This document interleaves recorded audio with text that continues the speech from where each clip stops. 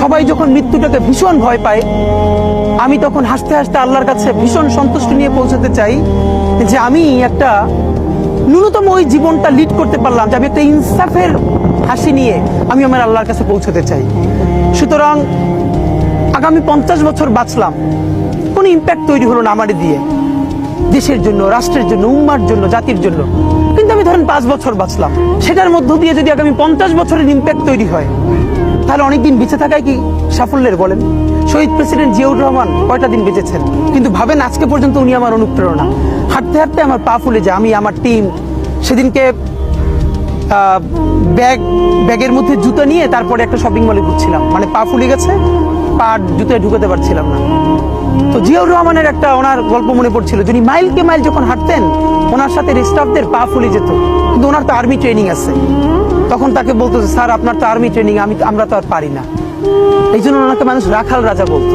সবাই যখন মৃত্যুটাকে ভীষণ ভয় পায়, আমি তখন হাসতে হাসতে আল্লাহর কাছে ভীষণ সন্তুষ্টি নিয়ে পৌঁছাতে চাই যে আমি একটা ন্যূনতম ওই জীবনটা লিড করতে পারলাম, যে আমি একটা ইনসাফের হাসি নিয়ে আমি আমার আল্লাহর কাছে পৌঁছাতে চাই।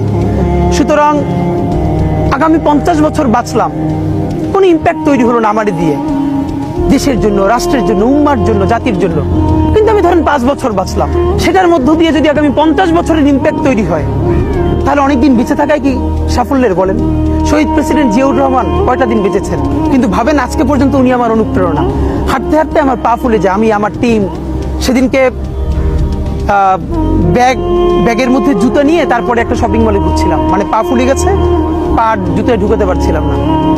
তো জিয়াউর রহমানের একটা ওনার গল্প মনে পড়ছিল, যিনি মাইলকে মাইল যখন হাঁটতেন, ওনার সাথে স্টাফদের পা ফুলে যেত, কিন্তু ওনার তো আর্মি ট্রেনিং আছে।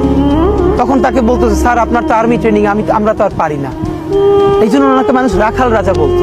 সবাই যখন মৃত্যুটাকে ভীষণ ভয় পায়, আমি তখন হাসতে হাসতে আল্লাহর কাছে ভীষণ সন্তুষ্টি নিয়ে পৌঁছাতে চাই যে আমি একটা ন্যূনতম ওই জীবনটা লিড করতে পারলাম, যে আমি একটা ইনসাফের হাসি নিয়ে আমি আমার আল্লাহর কাছে পৌঁছাতে চাই। সুতরাং আগামী 50 বছর বাঁচলাম, কোনো ইম্প্যাক্ট তৈরি হলো না আমার দিয়ে, দেশের জন্য, রাষ্ট্রের জন্য, উম্মার জন্য, জাতির জন্য।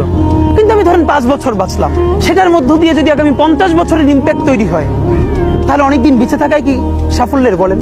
শহীদ প্রেসিডেন্ট জিয়াউর রহমান কয়টা দিন বেঁচেছেন, কিন্তু ভাবেন আজকে পর্যন্ত উনি আমার অনুপ্রেরণা। হাঁটতে হাঁটতে আমার পা ফুলে যায়। আমি, আমার টিম সেদিনকে ব্যাগের মধ্যে জুতো নিয়ে তারপরে একটা শপিং মলে ঘুরছিলাম, মানে পা ফুলে গেছে, পা জুতোয় ঢুকাতে পারছিলাম না।